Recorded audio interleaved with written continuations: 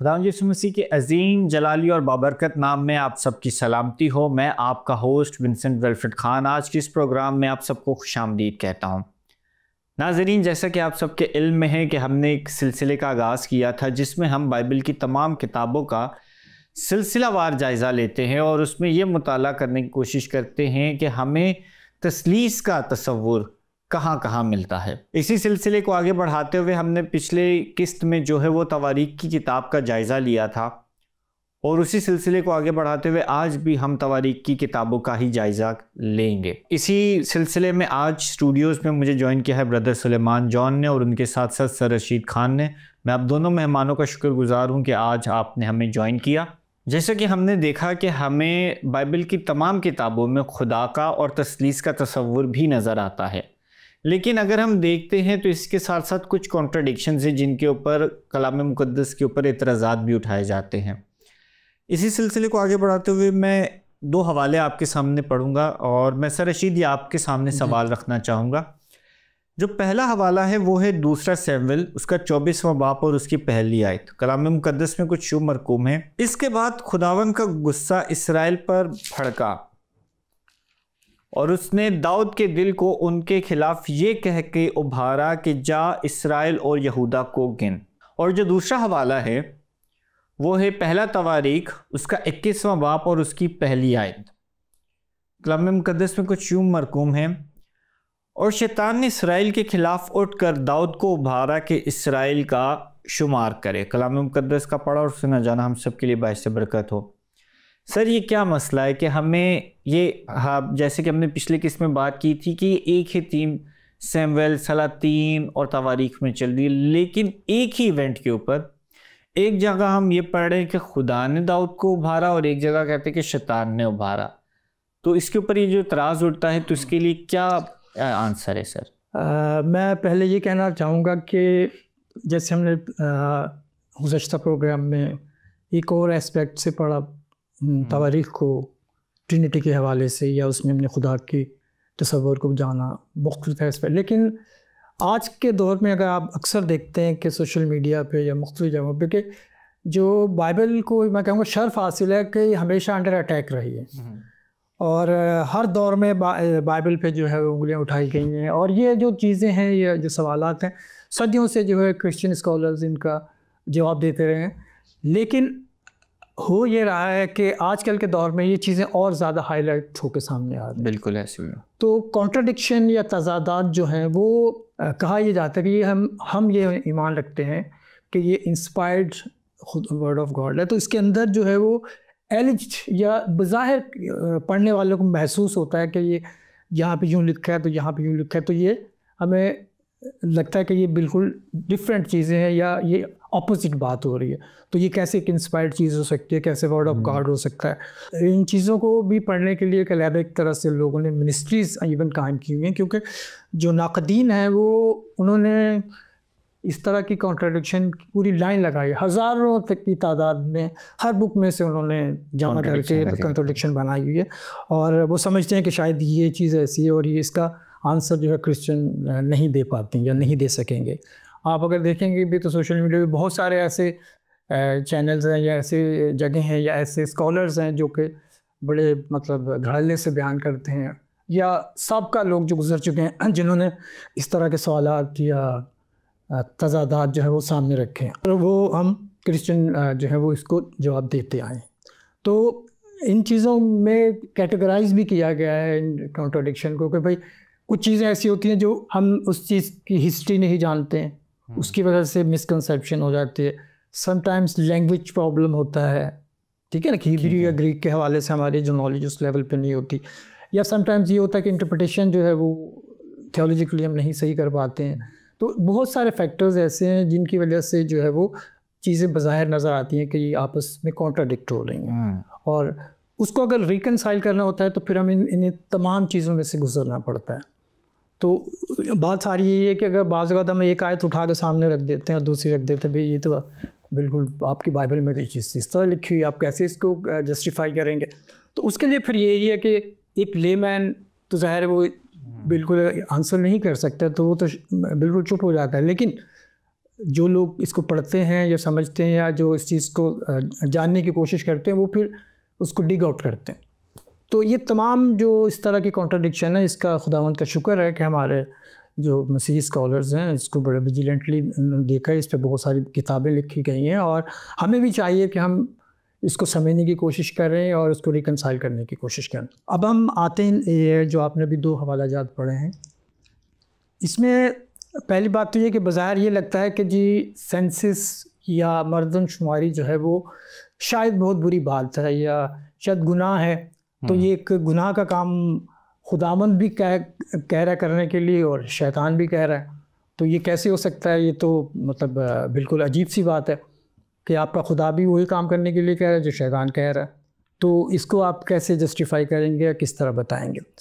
तो ये बात मैं बता दूं कि ये जो मर्दमशुमारी या सेंसस का जिक्र किया गया है ये गुनाह नहीं है, ठीक है। ये इसके कॉन्सेप्ट जो गुनाह समझा जा रहा है, क्यों समझा जा रहा है? क्योंकि अगर आप गिनती की किताब पढ़ें तो उसके अंदर 2 दफ़ा सेंसस हुआ है।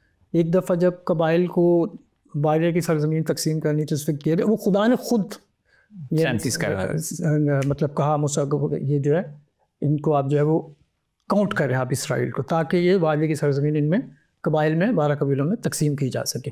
तो यानी खुदावंद ने खुद भी, मैंने रिकॉर्ड पे चीज़ें हैं कि खुद मर्दमशुमारी के लिए कहा। तो यहाँ पे हम इसको क्यों जो है नेगेटिवली ले रहे हैं, उसकी वजह ये है दाऊद जो है वो एक्चुअली खुदावंद ने उसका दिल का हाल देख लिया था कि दाऊद अब वो दाऊद नहीं है, या दाऊद की सोच वो नहीं है, या दाऊद के दिल में वो बातें नहीं हैं जो जवानी में उसकी थी, जब वो टोटली ये नहीं खुदावंद पे रिलाई करता था। और मतलब बहुत कम तादाद में उसके पास जब फौज थी तो भी वो लड़ा, मतलब चाची जूलियत को उसने मारा सिर्फ खुदावंद पे ट्रस्ट रखते हुए। लेकिन अब जो था दाऊद कुछ और जहन में उसकी स्ट्रेटजी थी, या और स्ट्रेटजीज़ की वजह से वो जो है कुछ और करना चाहता था। सेंसस का मैं थोड़ा बता भी दूं कि सेंसस उस ज़माने में जो है दूसरी कौमें भी करती थी, जिसमें मिस्र और दूसरी कौमें भी हैं, फेनिकी वगैरह भी थे। एक्चुअली उनका पर्पस जो है सेंसस करने का यही होता था। नंबर 1 तो वो टोटल अपनी पॉपुलेशन देखना चाहते थे। दूसरा उसमें वो फिर जो टैक्सेस जो था ना वो अपनी कौम पे लगाना चाहते थे, ताकि हम देख सकें कि कितने लोग अपनी मतलब गवर्नमेंट को जो है वो सपोर्ट करने के लिए हम कितना इनसे जो है टैक्स वसूल कर सकते हैं। तो शायद कहा जाता है कि दाऊद के जहन में भी इस तरह हो, या फ्यूचर की जो उसकी वॉर्स थी उसके लिए स्ट्रेटजी बनाई जा रही थी। दाऊद अब जो है वो बजाय खुदावंद पे रिलाई करने के अपनी ताकत, अपनी जो फतुहात हैं, जो जंगी फतुहात उसने ली, वो शायद ये समझ रहा था कि शायद ये मैं अपने ज़ोर बाजू पे मैंने किए हैं, और वो खुदावंद की तमाम रहमतों को या खुदा ने जो उसका उस पर हाथ रखा उस सब चीज़ों को भूल गया।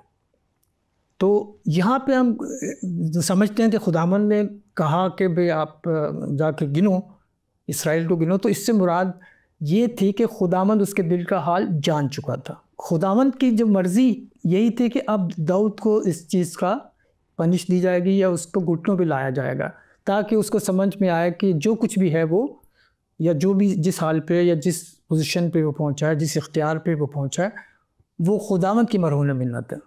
उसमें दाऊद का अपना कोई कमाल नहीं है, जो कि दाऊद समझ रहा था।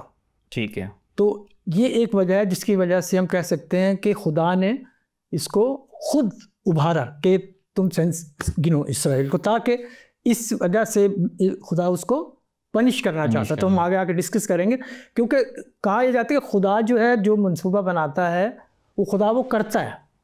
तो खुदावंद का ये मंसूबा था कि इसकी ये जो शान और शौकत ये अपनी मतलब ग्लोरिफिकेशन के लिए जो कर रहा है, इसका इसको सबक दिया जाएगा या इसराइल कौम को दिया जाएगा जो कि मतलब खुदा से हट गई थी। तो ये एक वजह थी जिसकी वजह से हम कह सकते हैं कि वाकई जो है खुदा ने उसको उभारा। सर, ये सेंसस वाली बात से भी एक हमारे पास एक और नंबर की जो है वो कॉन्ट्रडिक्शन है, और मैं वो भी आपके सामने हवाले पेश करना चाहूँगा। सेंसस जब हो गए तो उसके बाद हमारे पास 2 मुख्तलिफ तादाद हमें नज़र आती है। अगर हम दूसरा शमूएल 24 वाप उसकी 9वीं आयत देखते हैं तो उसमें हमारे पास जो है वो लिखी आती है तादाद तकरीबन 8 लाख की, और पहला तवारीख जब हम पढ़ते हैं तो उसमें हमारे पास जो पॉपुलेशन है वो है 11 लाख की। ठीक है। 3 लाख अफराद का डिफरेंस है, तो ये जो पॉपुलेशन का डिफरेंस है, ये नंबर का डिफरेंस आ रहा है, तो ये डिफरेंस को हम कैसे जस्टिफाई कर सकते हैं? वैसे सब इससे पहले कि मैं इस आयत पे आऊँ, मैं चाह रहा था कि जो पिछली वो हमारी कॉन्ट्रडिक्शन है उसको थोड़ा सा हम और डिटेल से थोड़ा देखें, क्योंकि उसको एक दूसरे वे से भी हम देखते हैं। ठीक है, ठीक है। अगर हम ग्रामेटिकली देखें या हिब्रू में जाके देखें तो उसके अंदर जो मुख्तलिफ ट्रांसलेशंस हैं ना, किंग जेम्स वर्जन है या NIV है ये, तो वो तो इसी तरह करते हैं कि खुदा का गुस्सा या गज़ब इसराइल पे भड़का, इसराइल पे, ठीक है। और लेकिन वहाँ कहा जाता है कि वहाँ पे एक्चुअली ग्रामेटिकली वहाँ पे डेफिनेट आर्टिकल उसके साथ नहीं है, ये नहीं, खुदा के साथ डेफिनेट आर्टिकल नहीं है। तो वहाँ वर्ड जो है ये नहीं कहा गया कि खुदा की वजह से जो है वो इंसाइट हुआ डेविड या डेविड इस चीज़ पे उकसाया गया कि मैं सेंसिस करूँ, बल्कि वहाँ पे लिखा गया है, यानी फ़र्क सिर्फ ये इट और ही का। ओके। वहाँ पे दूसरी जो वर्जन्स हैं वो ही से करते हैं कि यानी खुदा ने उसको इंसाइट किया। लेकिन जो NASB जो है अगर आप देखें तो वो इसको इट से करती है, यानी ड्यू टू इट, यानी गज़ब की वजह से, यानी जो खुदा का गुस्सा या गज़ब था उसकी वजह से जो वो उकसाया गया या माइल हुआ इसको सेंसिस करने को। ठीक है, ठीक है। तो इस वजह से भी वो कहते हैं कि ये जो है वो खुदा ने नहीं, यानी ये वो स्कूल ऑफ थॉट है जो कहते हैं कि नहीं जी ये खुदा ने तो नहीं उकसाया, ये तो मतलब इस वजह से हम कह सकते हैं कि भाई शैतान और खुदा अलग-अलग काम कर रहे हैं। लेकिन हम इस बात को भी ले सकते हैं कि खुदा की का जो मकसद होता है, खुदा उस मकसद के लिए शैतान को इस्तेमाल भी किया खुदा ने की जगह पे। अगर आप देखें अय्यूब की स्टोरी को, तो खुदा ने खुद चैलेंज किया शैतान को कि भाई ठीक है आप मेरे बंदे को आप आजमाओ। तो खुदा की परमिशन थी या खुदा का मंसूबा था, लेकिन जो है वो शैतान ने उस चैलेंज को लिया और उसने सारी कैलेमिटीज़ या जो भी चीज़ें मुश्किलात थी वो अय्यूब पे लाई। लेकिन अगर आप उस पर गौर करें कि इन द एंड खुदावन ने जो चाहा वही हुआ। बिल्कुल ऐसे। अच्छा, अब सवाल ये पैदा होता है कि भाई जब शैतान को पता था कि खुदा की तो ये मर्ज़ी है कि भाई ये होना है, तो वो क्यों खामखा इसमें घुस रहा था? तो एक्चुअली बात ये कि खुदा जब अपने बंदों पे इस तरह की मुश्किलात लाता है तो खुदा का मकसद कुछ और होता है, और शैतान जब उसमें इंटरवीन करता है तो उसका मकसद कुछ और होता है। खुदा का मकसद 2 होते हैं आमतौर पे, जो मतलब रिकॉर्ड पे आप एग्जांपल्स देखें कि खुदा जब अपने किसी बंदों को इस तरह की आजमाइश में लाता है तो एक तो उसकी तत्हीर के लिए या उसको प्यूरिफिकेशन के लिए, उसके ईमान को बढ़ाने के लिए करता है, ताकि जब इस आजमाइश से गुजरेगा तो ये इसकी मतलब प्यूरिफिकेशन होगी या रूहानी तौर पे ये ग्रो करेगा। और एक उसके अंदर पनिशमेंट का भी अंसर होता है कि जो इसने, जैसे दाऊद के हवाले से कि दाऊद ने जब ये किया तो खुदावंद ने उस पर आगे 3 ऑप्शन रखे थे कि भाई ये जो आपने सेंसिस किया है इसकी जो जात नबी था वो इसके पास खुदावंद ने भेजा, और उसने दाऊद को कहा कि भाई 3 ऑप्शन है, इसकी सज़ा तो आपको मिलेगी ये जो आपने किया है, क्योंकि वो सारा उसका गरूर या जो उसका ईगो था उसके लिए खुदावंद ने सज़ा फिक्स कर दी थी। तो उसको खुदावंद ने उसको 3 ऑप्शन दिए थे। नंबर 1 कि भाई आप या तो आपका जो है वो कहत आप जो है वो 3 साल तक का आपका ये ऑप्शन है। सेकंड ये है कि जो आप 3 माह ये रखेगा कि आप अपने दुश्मन के आगे भागते रहें और आपको कत्ल करें या आपको नुकसान दें। ठीक है। तो आप इसमें से कौन सी जो है वो ऑप्शन जो है वो चूज़ करेंगे। ये भी आप अभी देखेंगे कॉन्ट्राडिक्शन है, एक जगह 3 साल का लिखा है और एक साल जो 7 साल जगह 7 साल का लिखा है। लेकिन मकसद कहने का ये है कि दाऊद को बहुत जल्द ये रियलाइज़ हो गया था कि मैं गुनाह कर बैठा हूँ या बहुत जो है वो मैंने गलत किया है। तो उसमें भी जो है वो खुदावंद ने फिर भी अपनी रहम दिखाई, जैसे आपने पढ़ा खुदावंद ने फिर भी रहम किया। तो उसके अंदर जो है वो जो है दाऊद के बारे में कहा जाता है कि उसने कहा कि मैं इसमें कोई ऑप्शन अपनी मर्ज़ी से नहीं लूँगा, जो खुदावंद की मर्ज़ी है, जो खुदावंद जिस तरह मेरे पर रहम करेगा मुझे वो मंजूर है। तो फिर भी खुदावंद ने, जो खुदावंद के फरिश्ते ने मतलब 70,000 लोगों को मार दिया था, इसराइलियों को। ठीक है। पनिशमेंट दी गई उनको। मकसद यही था कि जो खुदावंद पनिशमेंट भी देता है लेकिन उस पनिशमेंट के बाद वो बरकत भी देता है, माफ़ भी करता है अपने लोगों को। और इसके बाद जो है वो खुदावंद ने अपने लोगों को माफ़ भी किया। यानी सेंसिस जो है हम कहते हैं कि शैतान ने भी इंसाइट किया शैतान ने भी उभारा और खुदा ने, लेकिन दोनों का जो मकसद था वो डिफरेंट था। खुदा अपने लोगों की तत्हीर, उसकी प्यूरिफिकेशन और उनकी जो है वो ईमान की बढ़ोतरी के लिए करता है, उन पर रहम करने के लिए करता है, जबकि शैतान मैक्सिमम लोगों को नुकसान पहुंचाने की करता है, ताकि अयूब के हवाले से कि यहाँ तक वो ले जाएगा उसने खुदा को बुरा भला भी अयूब ने कहा। तो मतलब शैतान की ये मोटिव होता है कि वो बंदे को खुदावन से दूर कर दे और उसको इतना नुकसान पहुंचाए कि वो खुदावन की तरफ ना फिर सके। ठीक है, तो हम इसमें कह सकते हैं कि ये दोनों ने ही इंसाइट किया, लेकिन दोनों का मकसद और था। लेकिन आप इवेंचुअली जो खुदावन का मकसद है, जो खुदावन का मंसूबा है, वो ही हमेशा पूरा होता है। ठीक है, तो इसमें हम ये देख सकते हैं इस कॉन्ट्रडिक्शन से ये जो निकाले कि एफर्ट जो थे वो दोनों तरफ से थे, शैतान की भी तरफ से थे और खुदा की तरफ से भी थे। तो ये कोई कॉन्ट्रडिक्शन नहीं है। हमें बेसिकली इसके बारे में ये पता होना चाहिए कि ये जो पैटर्न फॉलो होता है कि क्योंकि यहूदा इस्करियोती के बारे में भी कहा जाता है कि उसके अंदर शैतान जो है वो समो गया और उसने क्या कहते हैं कि हालांकि वो जो खुदावंद यीशु मसीह का पकड़वाया जाना है वो भी खुदावंद का ही मंसूबा था। एग्जैक्टली, बिल्कुल क्रूसिफिक्शन। तो शैतान का भी अमल है और खुदा का भी अमल इसमें है। बात यह है कि उसी अमल से रिजल्ट क्या निकलता है। अच्छा, इसमें दूसरा जो मैंने बताया कि वहाँ पे जो लफ्ज़ है उसके मुताबिक इट यूज़ हुआ, यानी खुदा के गज़ब की वजह से। तो एक जगह जो शैतान के हवाले से ये लोग ये कहा जाता है कि यहाँ जो अबरानी मतन है उसमें मतलब शैतान का लफ्ज़ या इस्तेमाल नहीं हुआ, वहाँ एक्यूज़र या जो है मुखालिफ, जिसे आप कह सकते हैं, ये इस्तेमाल हुआ। और इसका जो है वो जो बलाम की गदी वाला वाक़या उसमें भी यही बताया गया कि जो खुदावंद का फरिश्ता आगे खड़ा हो जाता है तो एज एन अपोजर वहाँ खड़ा हुआ है। तो मतलब यहाँ पे भी वो यही कहना चाह रहे हैं कि कोई प्रॉपर नाउन नहीं है कि किसी ख़ास पर्सनालिटी को कहा गया। तो यानी जो कुछ लोग इस स्कूल ऑफ थॉट की बात करते हैं, खुद जो है वो इस तरह बात करते हैं कि इंसाइट दोनों ने किया, और ये जो दोनों बात बता इसके मुताबिक नहीं जी किसी ने भी नहीं किया। तीसरा जो वो न्यूट्रल साइड पे थोड़ा। हाँ जी जी बिल्कुल। तो चलिए सर, मैं अपने दूसरे सवाल की तरफ फिर से आता हूँ। जो तादाद है उस सेंसस की, ठीक है ना, और उसमें हमें बड़ी कॉन्ट्रडिक्शन मिलती है। दूसरे शमूएल 24 बाब 9वीं आयत में 8 लाख और पहले तवारीख में जो है वो कहते हैं कि 11 लाख का नंबर। अब ये 3 लाख का डिफरेंस, इसको हम कैसे जस्टिफाई करेंगे सारे? जी बिल्कुल, ये बज़ाहिर अगर किसी मसीही के सामने रखा जाए तो वाकई वो बिल्कुल ऐसा हो जाएगा कि जवाब नहीं दे पाएगा। और वो आई थिंक ये मैं समझता हूँ कि वाकई इस तरह का सिलसिला होना चाहिए कि जो आम फहम सवालात लोग हमारे सामने खड़ा कर देते इस टाइप के, तो हमें हल्का फुल्का इसका कुछ जो है वो अंदाज़ा होना चाहिए। अच्छा देखिए, अगर आप ज़रा, मैं चाहूँगा कि अगर आप हवाले की तलावत करें तो मैं बेहतर आपको बता पाऊँगा। ठीक है, जो हवाला है हमारे पास वो है शमूएल की किताब, उसका 24वां बाब और उसकी 9वीं आयत। और युवाब ने मर्दमशुमारी की तादाद बादशाह को दी, सो इसराइल में 8 लाख बहादुर मर्द निकले जो शमशीर जन थे, और यहूदा के मर्द 5 लाख निकले। जो हमारा दूसरा हवाला है वो है पहला तवारीख, उसका 21वां बाब और उसकी 5वीं आयत। कलाम मुकद्दस में कुछ यूँ मरकूम हैं, और युवाब ने लोगों के शुमार की मीज़ान दाऊद को बताई, और सब इसराइली 11 लाख शमशीर जन मर्द, और यहूदा 4,70,000 शमशीर जन मर्द थे। कलाम मुकद्दस का पढ़ा और सुना जाना हम सब के लिए बाइस से बरकत हो।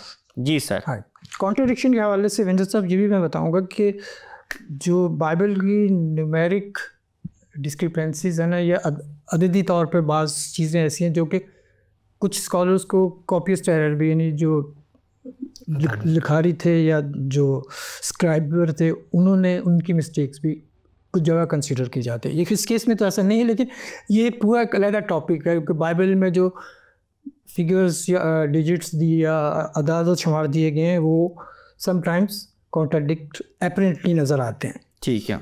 अच्छा, इसमें अगर आप देखें कि जो आपने बताया कि शमूएल 24:9 के अंदर जो है वो 8 लाख हैं और तवारीख 21:5 में 11 लाख हैं।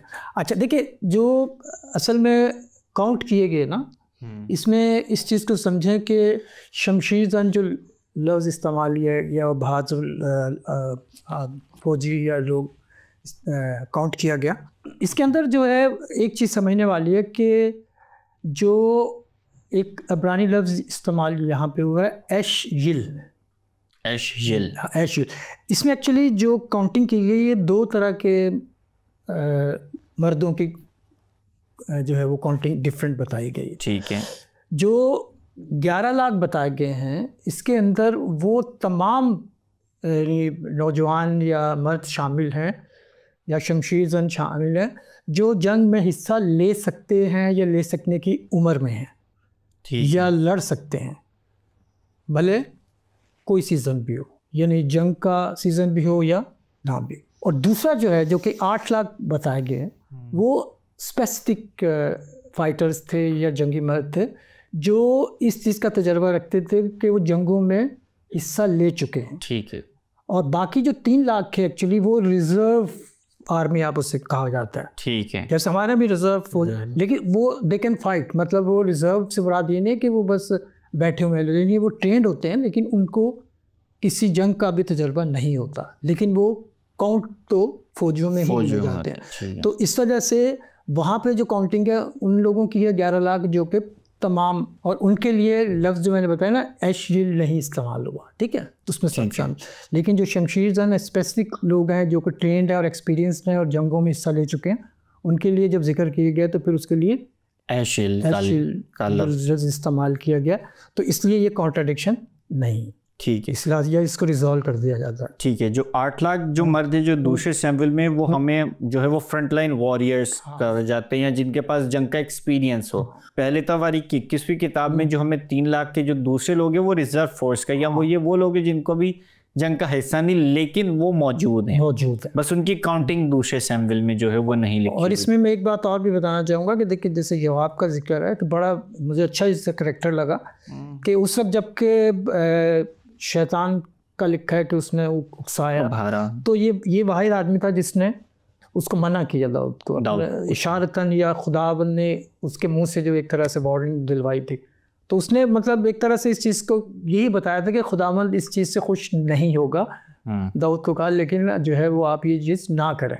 लेकिन उस वक्त वही ना शैतान ने उस तरह उसको उभारा या इस तरह उसको अपने काबू में कर लिया कि वो उसने कहा कि नहीं आप जाके करें। और एक बात ये भी है कि जब 70,000 जो है अफराद को इसराइलियों को मारा गया तो कहा जाता है कि जब दाऊद ने माफ़ी मांगी और खुदावंद ने उसको माफ़ कर दिया तो जो खुदावंद का फरिश्ता था जो कि इसराइलियों को मार रहा था तो वो उस वक्त मोरिया के पहाड़ पर फरिश्ता खड़ा था, उससे स्पेसिफिकली उसी जगह को स्पॉट किया गया जहाँ पे फिर हैकल जो है बाद में तामीर की गई। तो ये वाक़या इस चीज़ से भी रिलेट करता है कि फिर उसी हैकल पे खुदावंद के लोगों ने मतलब खुदावंद की प्रस्तिश कर, वहीं पे खुदा का और इंसान का जो मिलाप है वो भी, यही बात जो एक्चुअली आप मिलाप की बात कर रहे थे उस हवाले से। ठीक है। अच्छा, इसी के साथ साथ सर आपने भी एक पहले जिक्र किया गया था कि एक जगह जो है वो 7 साल के हद के साल लिखे, एक जगह 3 साल में हवाला भी जो है वो बताता हूँ कि दूसरा सैमुएल 24 बाब उसकी 13वीं आयत, ठीक है, इसमें हमारे पास जो है वो लिखा हुआ है कि कहत जो है वो 7 साल रहा। इसी के साथ साथ जो हमारे पास दूसरा हवाला है पहला तवारीख 21 बाब और उसकी 12 आयत, उसके मुताबिक जो है वो कहत 3 साल रहा। तो कहत का एक्चुअली ड्यूरेशन जो है वो था क्या? अच्छा देखिए ये भी बड़ा मतलब ट्रिकी सा है क्योंकि वाकई इसको अगर रखा जाए तो मैं भी कल पढ़ रहा था तो मैं भी एक दफ़ा मैं तो वाकई एक जगह 7 साल का और एक दफ़ा, तो अगर आप इसको जाके इसके 21वीं बाब में दूसरे सैमुएल 21वीं बाब में देखें ना जाके तो वहाँ पे एक्चुअली इसका आपको मिलेगा कि वहाँ पे एक्चुअली जो साउल के ख़ानदान को फिर ब्लडी फैमिलीज़ को एक्चुअली कहा गया जिसने कि जबूनियों को कत्ल किया और उसकी सज़ा के तौर पर जो है इसराइलियों को एक तरह से ये सज़ा चल रही थी। ठीक है। तो अगर आप इसमें पढ़ें तो आपको शायद ये भी मिलेगा कि जो सेंसिस का पीरियड है वो 9 महीने और 20 दिन तक तकरीबन यानी 1 साल के करीब होने वाला था। ठीक है। तो ये वाक़या जो है उससे 3 साल पहले गुजर चुका था और ये 4था साल भी कंप्लीट होने वाला था। तो इसमें 2 थ्योरीज दी जाती हैं कि जो जाद नबी था वो 2 दफ़ा जो है वो दाऊद के पास आया। पहली दफ़ा में उसने ये कहा कि भाई आपके यानी मुल्क में या इसराइल में 7 साल जो है वो ये रहेगा, कहत रहेगा। उसके अंदर वो 7 साल इसलिए कहा गया कि एक्चुअली 3 साल जो पहले गुजर चुके थे जो चल रहा था मतलब सज़ा चल रही थी और 4था साल कंप्लीट होने वाला था, तो एक्चुअली वो जो 3 साल का ऑप्शन दे रहा था उसको तो वो 4 + 3 7 साल उसको कंसीडर कर रहा था कि ये आपको पूरा जो कंटिन्यूशन में 7 साल बन जाएगा। ठीक है। और जो 3 साल का ये कहा जाता है कि जब दाऊद ने जो है वो खुदावंद से माफ़ी मांगी और इस चीज़ का इकरार किया कि मैंने गुनाह किया है, तो शायद खुदावंद ने उस चीज़ को अपनी रहमत के तहत उस 7 साल की जो चीज़ है उसको 3 साल में रैप कर दिया। हाँ, गो के दाऊद ने इस चीज़ को, इस ऑप्शन को कबूल नहीं किया, उसने खुदावंद पे छोड़ दिया। क्योंकि उसने कहा कि मुझे कोई ऐसी सज़ा खुदावंद ना दे या ऐसी मैं चीज़ नहीं लेना चाह रहा जिस पे मैं दूसरों पे डिपेंड कर दूँ। क्योंकि अगर वो कहत को कबूल करता तो दूसरी कौमों से उसको खुराक अपनी कौम के लिए मांगनी पड़ती। दूसरे ऑप्शन पर जाता तो दूसरे दुश्मन जो है वो उसको रगीबते और उसको मार देते। तो इसलिए इसने खुदावंद पे छोड़ दिया और खुदावंद ने जो है एक सर्टन जगह पे आके उसको इसकी सज़ा को भी कम कर दिया और इस सज़ा को टर्मिनेट भी कर दिया। ठीक है, तो इसलिए हम इसको एक जगह जो 7 कहा जाए वो एक्चुअली 4 साल की कंटिन्यूएशन है। और अगर इसको लाया जाए जो दूसरी दफ़ा जब उसको कहा जब खुदावंद ने उसको माफ़ कर दिया तो वो 3 साल की जाद नबी जो है वो बात कर रहा है। बल्कि हमें इससे ये सीखने को मिलता है कि सैमुएल की किताब को जब हम पढ़ रहे होते कि जब जाद नबी उनके पास गए सज़ा लेके तो कहत ऑलरेडी चल रहा था सज़ा के तौर पे। ठीक, वो साउल के फैमिली के जो सज़ा थी वो चल रही थी उसके। Thank you so much sir, आपने बड़े अच्छे तरीके से इन एतराज़ात का जो है वो हमें जवाब दिया और ये काफ़ी हमारे लिए जो है वो सीखने का सबब बनेगा। और मैं उम्मीद करता हूँ कि जो लोग आगे चल के इस शो के तवस्सुत से इन हवालों को दोबारा पढ़ेंगे और उनसे अगर कोई सवाल करेगा तो वो अच्छे तरीके से इन सवालों का जो है वो जवाब दे सकेंगे। और साथ ही साथ सलमान भाई, मैं आपका भी बड़ा शुक्रगुजार हूँ कि आपने पिछले एपिसोड में हमारा बड़ा साथ दिया था और साथ ही साथ इसका जो पूरा जायज़ा, एक पूरा खाका है इस किताब का, आपने हमारे सामने पेश किया। और साथ ही साथ जो इसका एक इलाहियाती पस मंज़र है और किस तरीके से तसलीस हमें तवारीख की किताब में भी नज़र आती है, वो सब आपने हमारे सामने पेश किया। नाज़रीन, आज जो है हमारे इस प्रोग्राम का वक्त यहाँ पे जो है वो ख़त्म हो चुका है। मैं उम्मीद करता हूँ कि आज के इस प्रोग्राम से आपने बड़ी बरकत हासिल की होगी और जो एतराज़ात इन किताबों पे उठाए जाते हैं, मैं उम्मीद करता हूँ कि आगे चल के उनके जवाब जो हैं वो आपके पास मौजूद होंगे। अगर इसी तरीके के कुछ सवालात आपके दिल में हैं तो मैं आपसे गुजारिश करूँगा कि स्क्रीन पे दिए गए नंबर्स पे हमसे रब्ता करें और अपने सवालात को हम तक पहुँचाएँ ताकि हम अगले प्रोग्रामों में उन सवालों को शामिल कर सकें। तब तक के लिए आपसे इजाज़त चाहूँगा। खुदावंद आपको बरकत दे। खुदा हाफिज़।